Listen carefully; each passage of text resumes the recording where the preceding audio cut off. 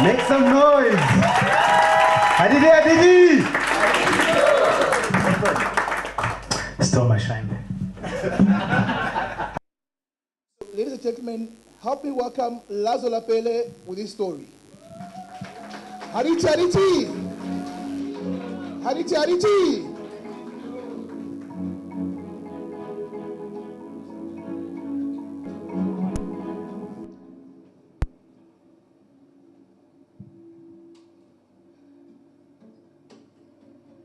Saseksen ngoforotlo sekololo Mandela Mandela sekololo Mandela Mandela sekololo Mandela Mandela sekololo Mandela Mandela sekololo Mandela Mandela Sekololo Mandela, Mandela. Whew. The good old days. So I was 5 years old when I was chanting those songs at an ANC rally in 1990. So if you're wondering how old I am, do the math later. So it's interesting because I stood there at a platform and I sang along as everyone was really getting enchanted. And it just took us away. And I'm five, right? And I'm singing along and I'm thinking to myself, surely there is a price for freedom. But in 1990, the winds of change were coming. So we knew that keep on singing is coming. As I grew older, and I learned the story of my mother, my father. So my father in 1963, you remember back then? So a lot of things happened in 1963. My father found himself in a predicament. He had asked for a factory in rural South Africa at the time, in a little tiny village called Mbihli, which is on the border of Lesotho, just across the Dele River. It's now called Stekspruit, that whole area. And some would refer to it as the Hesher region. And he had written to the then Prime Minister, Verwoerd. That's how he says it. It's Verwoerd. And he had asked the government to give him funds to establish a factory so that he can do carpentry and employ people. In a very surprising twist, he got a response from Pretoria. That's how he used to say it. He came back from Pretoria. And they said, hey, we will give you a factory. And then 1963 happens, which is the year that Nelson Mandela then gets sentenced to Robben Island. And now he finds himself in a precarious position. If he takes the deal, he's going to be seen as a sellout. But then if he suddenly regains on the deal with the then apartheid government, he's going to be seen as an avid politician. And therefore, his name goes onto the list. And so as he narrates to me, he says, in 1976, when things had gotten so bad that though she was an adult, her parents dropped her off at work and picked her up. Because they were scared she was going to go on exile in Angola and join the MK. So I'm like, oh, my parents are late. Yeah. And so as we chanted those songs, I felt like a struggle hero. I felt I'm doing my part. I'm 5 years old, but I'm doing my part. And all we remember at that time, my sister and I, who was 2 years older than me, was, Amandla! Oh, come on. Amandla! And that was the song to our soul. So in 1990, my mother worked at a bank, which I shall not mention, First National Bank. And very mysteriously, they fired her. And they wouldn't give reason, but the unofficial reasons was her political activity. And so, which meant that we would have to not have enough of the income we had. It also meant that things were a bit frizzled at home. We didn't really show what was going to happen, what should happen. But she soldiered on. She soldiered on. At that time, my father was away a lot. Not because he's trying to run away from us, but he needed to make means. And he was a carpenter and a builder. So he built the house and then finished it. That was his trade. And often at time, he would go away on long construction projects. And we'd be left with my mother, my sister, who's a little bit older than me, and would be at home. So the challenge was my father had had enough of the politics. When he got back in 1977, he decided no more politics. He's just going to mind his business. Only his business, his family, no politics. My mother, on the other hand, was just going full speed, you know, Women's League, president, all these things, you know. And so we were starting to figure there's a disconnect in how our family construct was. So as we grew up, my sister and I, Sakile, we started to understand that maybe there's a price to pay for the freedom. We understood that our parents had gone through what they went through. And we wondered what price we would have to pay for the freedom. Now, some of you here are born in the 80s. Now, if you're born in the 80s, you're a very confused child. You are not old enough to be a real struggle hero, but you're not young enough to be born free. And that's our biggest problem. We don't know where we fit. We saw some of the atrocities, but not enough for us to really make a solid fit about it. And so we wondered whether we should be struggle heroes or we should just enjoy the freedom, or would there be a price to pay? So when I spoke to my father, I said, just forget about politics. It's a new dawn. My mother said, the fighting hasn't ended. Even after Mandela comes out, the fighting continues. And now if you remember in 1990, that's when he came out and then the whole process started. Interesting for us, and I've spotted some people who are from that area. So in 1977, Stegspruit became part of the then formed Transkei, which was a homeland. And the Transkei leadership at the time believed that it should be independent.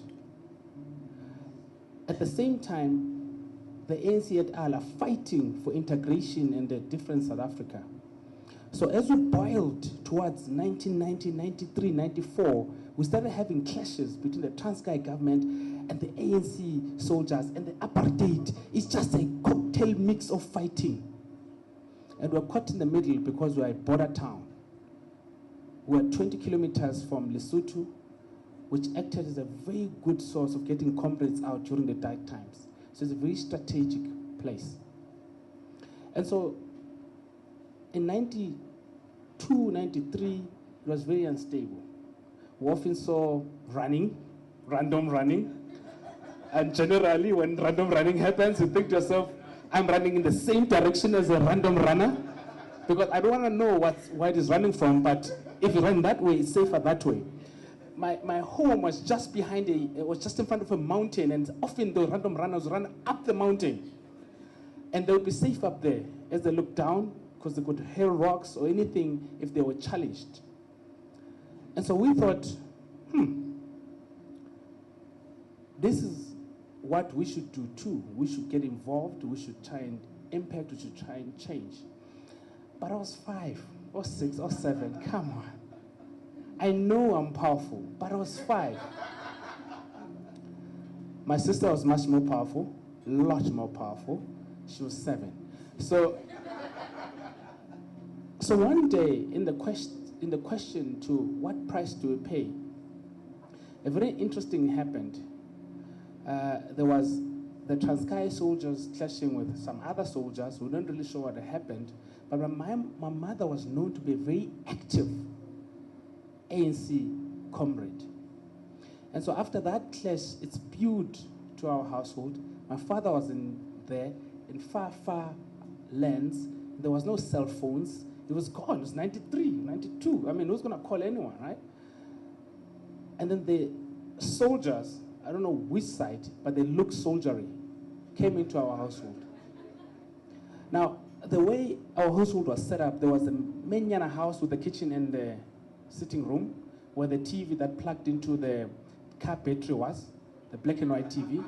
And then you walked, about 500 meters, then there's a rondavel with the, that word, thatch, with the grass root. Grass, yeah, that one. That's how we slept. And it was always warm in winter and cool in summer. Right? So that's how our setup was. But the main house was only divided by sort of prefab walls. So you kick it down if you really can kick. But I was 5. So I never tried to kick that wall down. And then suddenly this soldier looking like people came into our household and they kicked the walls down. And they dragged our mother out. Hair and all. So I'm trying to hold her foot because, well, I'm 5. My sister's a little bit taller, so she's holding the hip. But it doesn't seem like it's making a difference because we're just getting shoved away, and they took her into the back of the park and they were gone.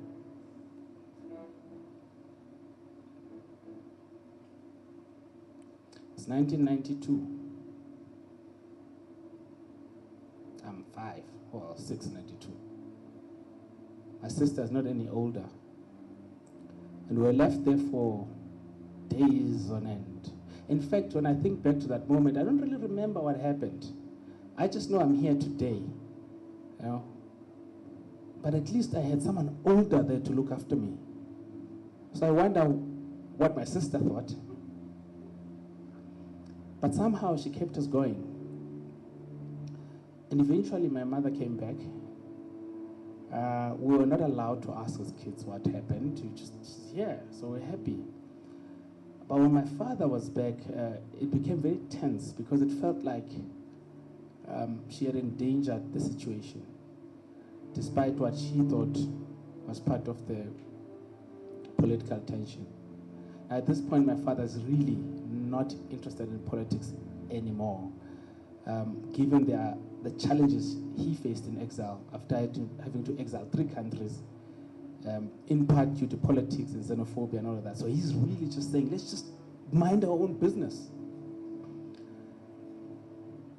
So I saw the rift. But the question was, what price do we pay? We're just 80s kids. We're not old enough to pay the real price for freedom, but we're not young enough to be born free. In 1994, we buried my oldest brother.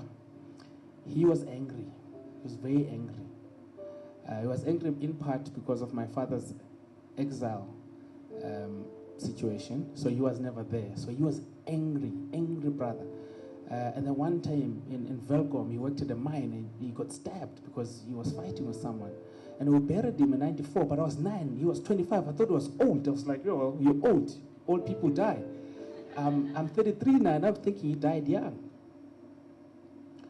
And so you keep wondering, what price do we pay, these 80s kids, for this freedom? I think for me, it came in 96, when my sister and I were ushered to boarding school. I say my sister and I because we were 2 last ones. The other ones are a bit old. And we went to boarding school, and we were excited. It was New South Africa, model schools. We're going to learn English in English. So we went there. My school didn't start off well. I had to choose between Afrikaans and Sesotho for first language. Neither one of them was desirable. So of course, I chose Sesotho. That didn't work out. But interestingly, as we came back from school, home, during the holidays, during the weekend outs, we could feel there's a tension in the house. And I remember this one time, it was 1998, I came home and my father was sleeping in a different bedroom to my mother. I didn't ask my father because, no one does that in black families. You don't question Sarah's decisions. You're a child. You accept. Is the sugar? Yes. Is the meat? Yes. So why are you asking me those things? So I said nothing. But my mother was, a mother. So eventually I said, why are you guys sleeping in separate bedrooms? And now that I'm older, I realized that her response was coming from a very hurt place. But she said, go ask your father, ask me. I said, okay, it's fine, I'll ask him. And so I summed up enough courage, and I asked my father, I said, why are you guys sleeping in separate bedrooms? And he says, Jay. I'm like, Nika. But anyway. But you don't ask further. You can see, that's like, get the hell out of here. Why are you asking? And so we let it be. We let it be. The next holiday, he was out of the house, in the yard. He built another house in the yard. So he stays there. We're not going to go there. But I think, my mind was still boggled by, are we really free? What price do we still have to pay? Is there a price to pay? And so I never felt there was a price for us 80s kids. Certainly not at a grand scale. Until one day I came home and we understood what the situation was at the time. And then I went with my mother to another town close by called Aura North. And at this time, she had sorted out her challenges. We said, screw you, F&B, got a new job. And she was opening an Edgar's account because, kids need clothes. And I'm standing there right beside her. And she's filling out this application. And it gets to the part that says, marriage relationship status, or something like that. I don't know. I don't open accounts. And there's blocks there, single, married, divorced, then other. I'm like, what's other? But anyway. I just ticked divorced. I sank a little bit. I was like, what? That perfect nuclear family. The four of us. What does that actually mean? It hit me so hard that very soon after that, she moved to another town, closer to work, and then I found myself in these two households. When I was at home, I never felt complete or happy. When I was with her in the new town, it was strange and foreign and new. And who are these people? It looked weird. It was very cold too. I hated it. But my mother stayed there. And so, as I looked around, I said, yes. To my feelings, it was the politics. It was the politics that tore our family apart. And at that moment, I realized that, for some of the 80s kids today sitting here, we might not know exactly what the price we paid, but sometimes it's just tearing off our families. Because while the mood was heightened, we were releasing Mandela in 1990. Some people had run the full mile and they were ready to give up. And because of that disparity, we find ourselves here. To this day, when I get onto the N1 and put my nose back to the Eastern Cape, one of the biggest debates I have with my mind, and sometimes the people in the car, is when I get to what road do I take? The R58 or the N6?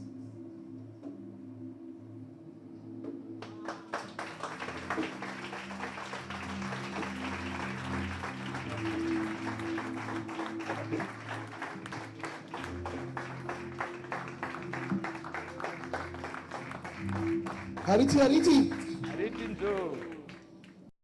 Make some noise. Hadithi, Hadithi. Stole my shine there.